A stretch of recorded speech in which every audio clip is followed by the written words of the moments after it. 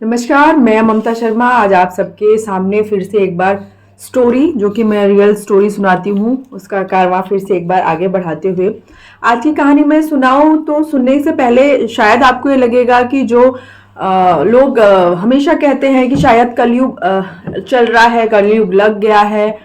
तो ये उसी तरह की स्टोरी है कि एक माँ अपने बच्चों को आखिर इस तरह से कैसे जो है उसका मर्डर कर सकती है, या इस तरह से कैसे कोई माँ अपने बच्चे को प्रताड़ित कर सकती है।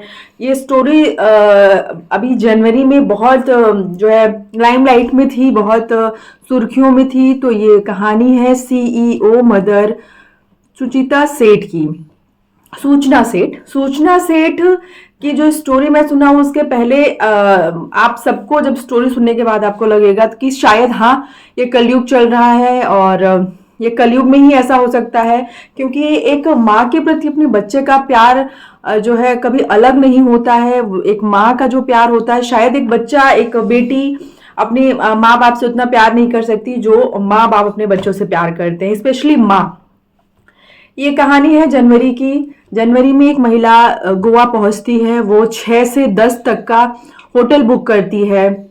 होटल बुक करने के बाद रिसेप्शन में पूछती है, रिसेप्शनिस्ट से कहती है कि गोवा में ऐसी कौन सी जगह है जो मैं अपने बच्चे के साथ जो घूम पाऊँ, टाइम बिता पाऊँ, अच्छे समय बिता पाऊँ। तो होटल के जो स्टाफ रहते हैं, रिसेप्शनिस्ट रहते हैं, उनको कुछ लोकेशन बताते हैं कि आप यहाँ जाइएगा और ये बहुत अच्छी जगह है, यहाँ पे घूमिएगा। आपको अपने बच्चे के साथ, वो अपना बच्चा चिन्मय जो है कि 4 साल का था, उसे लेके वहां गई थी। और वहां पहुंचते ही उसने फिर रूम में एंटर किया और रूम में 6 जनवरी को वो रूम में होटल जाती है, गोवा पहुंचती है। वो बैंगलोर में सूचना सेठ एक बहुत ही पढ़ी लिखी लड़की और एक बहुत ही वेल एजुकेटेड माँ थी, पत्नी थी, बेटी थी, जो भी आप कह सकते हैं। कोलकाता वेस्ट बंगाल की रहने वाली थी। वो डेटा साइंस में वो बहुत ही ज़्यादा इंटेलिजेंट थी और उनकी पढ़ाई जो है, उन्होंने फिजिक्स से जो है ग्रेजुएशन किया हुआ था। उन्हें हार्वर्ड यूनिवर्सिटी से जो है उन्होंने 2 साल का उन्हें एक्सपीरियंस था मास्टर्स का, और फेलोशिप किया हुआ था उन्होंने हार्वर्ड यूनिवर्सिटी से। और इतनी पढ़ी लिखी लेडी होके उन्होंने इतना घिनौना काम जो है किया, इतने घिनौने काम को अंजाम दिया कि आप सबकी जो है रूह कांप जाएगी ये स्टोरी सुनकर, ये कहानी सुनकर। आपको बता दें, जब ये भारत 6 को गोवा पहुंचती है, ये कर्नाटक की रहने वाली रहती है और ये इतनी पढ़ी लिखी होती है, तो ये अपना अपने कैरियर के लिए बैंगलोर चली जाती है। और इसमें उन्होंने एआई जो है, इन्होंने एआई, इनका बहुत डेटा एआई में इन्होंने मतलब कि इनका बहुत ज़्यादा कमांड रहता है, एक्सपीरियंस रहता है काफ़ी दिन का। और ये वहाँ जाती हैं, बैंगलोर में काम करती हैं और काम करने के दौरान ही इनकी वेंकट रमन नाम के एक लड़के से इनकी मुलाकात होती है। और मुलाकात कब प्रेम में बदल जाता है, कब वो रिलेशनशिप में आ जाती हैं और उनको वेंकट रमन को सूचना सेठ से बहुत प्यार हो जाता है और सूचना को वेंकट से बहुत प्यार हो जाता है। इसके बाद ये दोनों जो है कुछ साल रिलेशन में रहते हैं और इसके बाद ये शादी कर लेते हैं। शादी करने के बाद 2019 में ये शादी करते हैं और 2019 के पहले ये शादी करते हैं। 2019 में इनका बेटा चिन्मय जन्म लेता है और कहा जाता है कि पति पत्नी के बीच में संबंध और भी गहरा हो जाता है जब उसकी कोई औलाद हो जाती है, कोई बच्चा आ जाता है जब पति पत्नी के बीच में, तो उसकी जो है उनका प्रेम और प्रगाढ़ हो जाता है और अच्छा हो जाता है, ऐसा कहा जाता है। और ऐसा है भी, बहुत केसेस में ऐसा देखा जाता है कि पति पत्नी में बहुत प्रेम नहीं होता है, लेकिन बच्चा होने के बाद आपस में उनका प्रेम बहुत प्रगाढ़ हो जाता है, एक दूसरे में बहुत प्यार हो जाता है। फैमिली में एक लड़की को बहुत इज्जत मिलने लगती है, पति के नज़र में वो बहुत अच्छी माँ और पत्नी बन जाती है। तो 2019 में चिन्मय जन्म लेते हैं और चिन्मय के जन्म के बाद इन्होंने अपना खुद का सेटअप बिजनेस का सोचते हैं। वेंकट और सूचना सोचते हैं कि हम एक अपना बिजनेस खुद बनाते हैं, एक अपना काम करते हैं, हम किसी के अंडर में काम क्यों करें। 2010 में इन्होंने 2010 में इन्होंने शादी किया था और पूरे 9 साल बाद 2019 में चिन्मय जन्म लिया। और चिन्मय के जन्म के बाद 2020 में इन्होंने माइंडफुल एआई लैब नाम का एक बिजनेस शुरू किया, जिसकी सीईओ रही सूचना सेठ। और ये इनका काम चलता रहा, लेकिन और एआई डेवलपर जो है, मतलब जो वेंकट रमन था वो भी बहुत ही ज़्यादा पढ़ा लिखा था, एआई डेवलपर के उसमें काम कर रहे थे। फिर उन्हें कुछ काम समझ में नहीं आता है, और मतलब सूचना के साथ वो जो बिजनेस उन्होंने सेटअप शुरू किया था उनको समझ नहीं आता, और वो काम छोड़ के जो अपना फिर से एक अलग कंपनी में वो जॉब पकड़ लेते हैं और एआई डेवलपर के उसमें काम करते हैं। और जब ये उनसे अलग हो जाते हैं तो सूचना को सही नहीं लगता है और अच्छा नहीं लगता है। उसके बाद लॉकडाउन शुरू हो जाता है, जैसे कि पूरे देश में लॉकडाउन शुरू हो गया। बहुत सारी फैमिलीज खुश थी कि हम आपस में, हम पति पत्नी, माँ बाप, बच्चे साथ में रह रहे हैं, हमें टाइम बिताने का मौका मिल रहा है। और कुछ में बहुत ज़्यादा क्लेश और लड़ाई झगड़े शुरू हो गए फाइनेंशियली, और कुछ जो है इन सब चीज़ों की तरह से चीज़ें शुरू हो गई। और इन सब चीज़ों के को देखते हुए वेंकट रमन ने वो जो है इनका माइंडफुल एआई लैब्स में काम और जो अपना इनका पार्टनरशिप था वो छोड़ के वो अलग जॉब करना शुरू कर देते हैं। और इतनी लड़ाई बढ़ जाती है, 2022 की बात है ये, इतनी लड़ाई बढ़ जाती है कि वेंकट जो है सूचना से अलग होने का फैसला ले लेते हैं और अलग हो जाते हैं। उसी दौरान सूचना जो है एफआईआर दर्ज कराती हैं कि वेंकट उन्हें हाथ छोड़ते हैं, उनको उनसे मारपीट करते हैं, तो वो उनसे तलाक लेना चाहती हैं। और उसके प्रूफ भी उन्होंने कोर्ट में दिखाए कि उन्होंने उनसे मारपीट करी है। उस प्रूफ को देखते हुए कोर्ट ने ये आदेश दिया कि सूचना से वेंकट दूर रहें, और जो है एलिमिनी के लिए इन्होंने, सूचना ने कहा कि मुझे 2.5 लाख पर मंथ एलिमिनी चाहिए, लेकिन कोर्ट का फैसला आया कि नहीं, 20,000 रुपए पे फिक्स हुआ कि 20,000 रुपए मंथली आपको मिलेगा। ऐसे ही चलता रहा केस। और जो है उनके चिमने के जो फादर थे, उनको बच्चे से मिलने का बड़ा वो था कि मैं अपने बच्चे से मिलूं और उनके साथ टाइम स्पेंड करूं, लेकिन कोर्ट का आदेश नहीं आया। फिर कुछ दिनों बाद कोर्ट का आदेश आता है और ये कहा जाता है कि आप हफ्ते में रविवार यानी संडे का दिन ऐसा होगा कि जिसमें आप अपने बच्चे से मिल सकते हैं और अपने बच्चे के साथ कुछ टाइम बिता सकते हैं। लेकिन सूचना का कहना था कि नहीं, मैं अपने बच्चे को जो है अपने से अलग नहीं करूंगी। तो कोर्ट कहती है कि ठीक है, अगर आपको लगता है कि आप अपने बच्चे को अलग नहीं करती, लेकिन आप एक बाप को अपने उसके बच्चे से मिलने से रोक नहीं सकती हैं।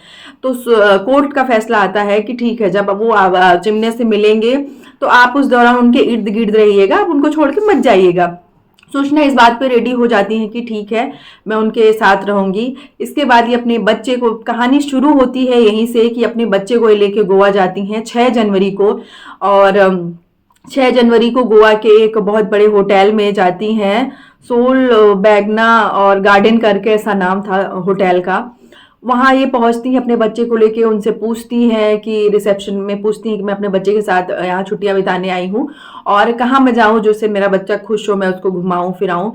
रिसेप्शन पे कुछ लोग स्टाफ रहते हैं, वो बताते हैं ये 6 को अपने घर, अपने रूम में, जो रूम इनको 404 रूम अलॉट हुआ, वो वहाँ गई, वहाँ रही। उसके बाद 7 को शाम को अचानक से ये कहने लगी कि मुझे बैंगलोर निकलना है और मुझे अटेंडम में एक जो है एजेंसी है मेरी, और मुझे एक कैब या एक गाड़ी होटल वालों से कहती है कि उसकी सुविधा आप कराइए और मैं यहाँ से निकलती हूँ। तो होटल वालों का मतलब होटल वालों ने कहा कि जब आपको इतनी जल्दी है तो आप बाई एयर निकल जाइए, आप प्लेन से चले जाइए, बहुत जल्दी पहुँच जाएंगे। अगर आप कैब से जाती हैं या बाई रोड जाती है तो आपको 12-13 घंटे लगेंगे। लेकिन ये कहती है नहीं, मैं मुझे कोई वो नहीं है, मैं कैब से ही जाऊंगी। तो कैब ड्राइवर को बुलाया जाता है। कैब का जो ड्राइवर होता है उसका नाम होता है राय जान डिसूजा। वो रात में ही ड्राइविंग पसंद करता था क्योंकि कोविड में गाड़ियां कम चलती थी और लोग ट्रैवल कम करते थे कोविड की महामारी की वजह से। तो उसने कहा, लेकिन उसको जब पता चला कि बैंगलोर जाना है और बैंगलोर से उन्हें खाली वापस आना है, कोई पैसेंजर नहीं आएगा, मतलब ये वापस नहीं आएंगी, तो उसने कहा मैं जाऊंगा, मैं अपने साथ एक और ड्राइवर लेके जाऊंगा, तो मैं 15,000 किराया ना लेके मैं 30,000 किराया लूंगा। उसने 2 गुना कर दिया। लेकिन सूचना कहती है कि नहीं, अगर आप 30 लेंगे मैं 30 देने को तैयार हूं, कोई बात नहीं, बट चलूंगी मैं बाई रोड ही। ये होटल से चेक इन करती हैं और जो रायजान डिसूजा होते हैं, जो उनके ड्राइवर होते हैं कैब के, टैक्सी के, वो इनका एक लगेज होता है, वो लगेज उठाते हैं तो उनको बहुत भारी लगता है। वो लगेज उठाते ही जैसे उन्होंने पूछा सूचना से कि सूचना कि आपने मैडम इसमें कोई मतलब वाइन वगैरह, शराब वगैरह तो नहीं है? तो उसने कहा कि नहीं, मैं जो है गोवा आई थी, गोवा में बहुत शॉपिंग हो गई है, इस वजह से वजन बढ़ गया है इसका। तो वो भी सोचता है कि ठीक है, पर्यटक हैं, आए हैं घूमने, तो शॉपिंग हो गई होगी, और वो बैग उनका कार में डालते हैं और उनको लेके निकल जाते हैं। उसके बाद घंटे 2 घंटे इनकी जर्नी चलती है। वो बहुत कम बोलती हैं और ड्राइवर को लगता है कि बहुत कम, मतलब कि कोई पैसेंजर बहुत बात करते, कोई पैसेंजर कम बात करते, लेकिन वो ड्राइव करके उनको ले जाता है रास्ते में।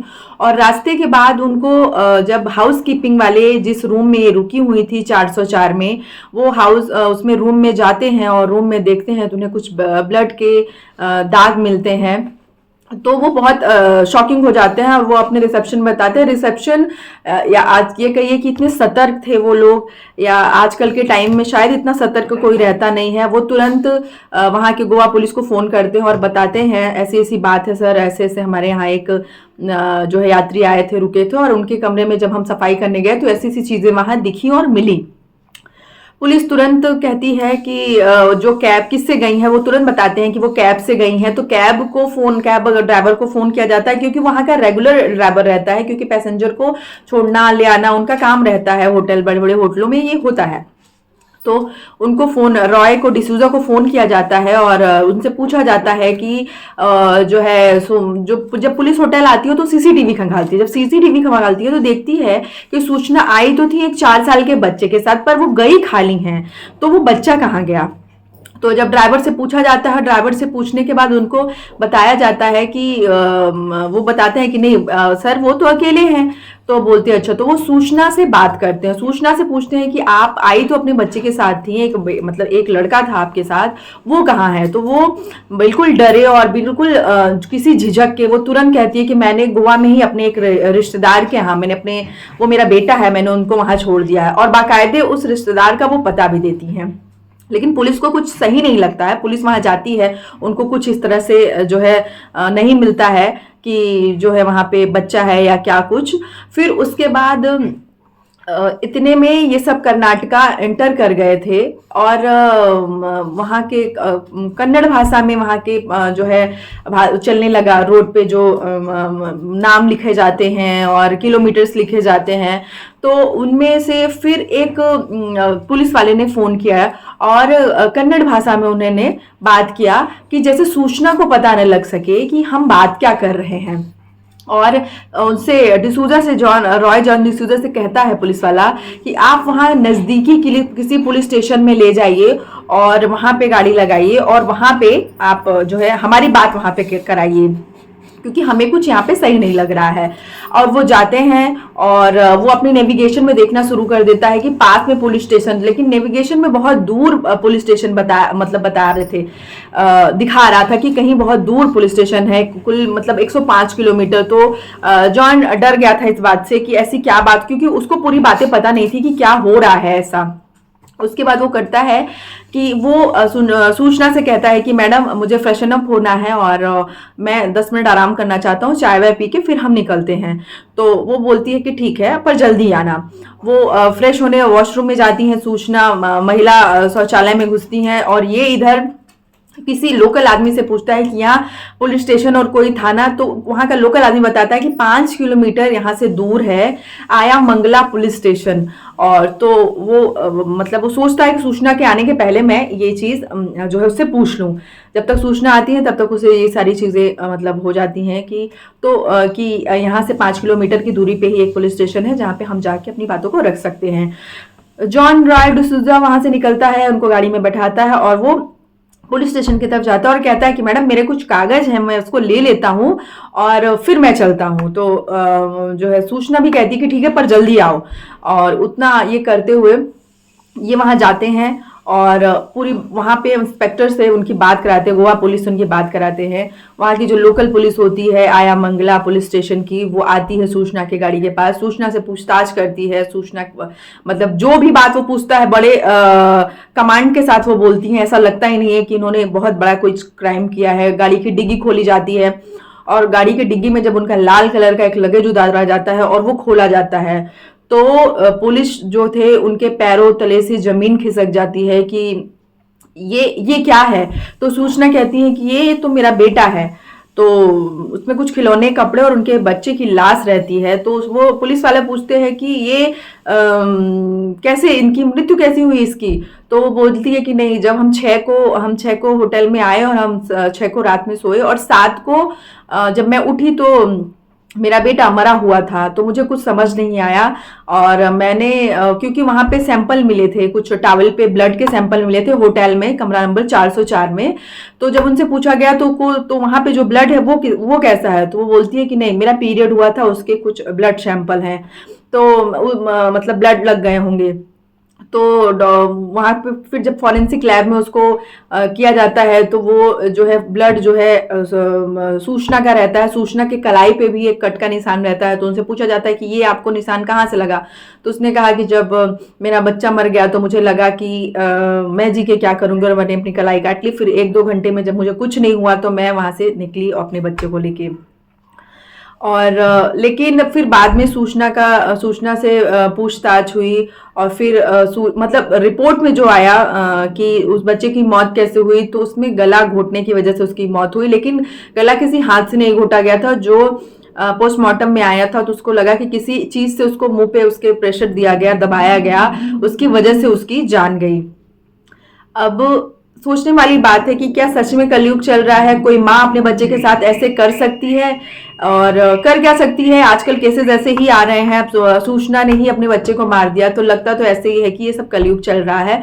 लेकिन जो है पुलिस के इन्वेस्टिगेशन में सूचना को जो है पकड़ लिया गया और 9 तारीख को उनकी अरेस्टिंग हो गई सारे जांच पड़ताल के बाद। और डिसूजा से बात हुई, यानी ड्राइवर ने कहा कि मुझे पहले से ही कुछ अंदेशा था कि जो है बैग भारी है, लेकिन ऐसा क्यों। फिर उन्होंने इतनी बातें बना दी। रिसेप्शन में लोगों का, रिसेप्शनिस्ट जो वहाँ की थी, उनका कहना था कि जब ये निकली बाहर तो हम लोगों ने भी सोचा कि आई तो थी एक बच्चे के साथ, पर ये जा रही हैं अकेले, लेकिन इतना दिमाग हमारा नहीं गया। वेंकट, उनके हस्बैंड वेंकट रमन से पूछा गया तो वेंकट रमन ने ये सारी पिछली बातें बताई कि ऐसे ऐसे चीज़ें हुई थी और जिसकी वजह से ये मुझे बच्चे से मिलने नहीं दे रही थी। या शायद सूचना का भी ये कहना था कि मैं वेंकट को कोई खुशी नहीं देना चाहती थी, लेकिन कि जब वो बच्चे से मिलता तो वो खुश रहता, और मैं नहीं चाहती थी कि जब वो मुझे छोड़ के गया, मेरे बच्चे को छोड़ के गया, तो वो किसी भी तरह से, मुझ में तो उसमें कोई इंटरेस्ट था नहीं, लेकिन मेरे बच्चे को मिल के वो खुश रहता, ये मुझे बर्दाश्त नहीं था। इस वजह से मैंने इतना बड़ा कृत्य किया, इतना घिनौना काम किया। तो आप सबको मेरी कहानी कैसी लगी? अगर कहानी अच्छी लगी हो तो प्लीज़ इसे लाइक, सब्सक्राइब और शेयर ज़रूर करिएगा। नमस्कार।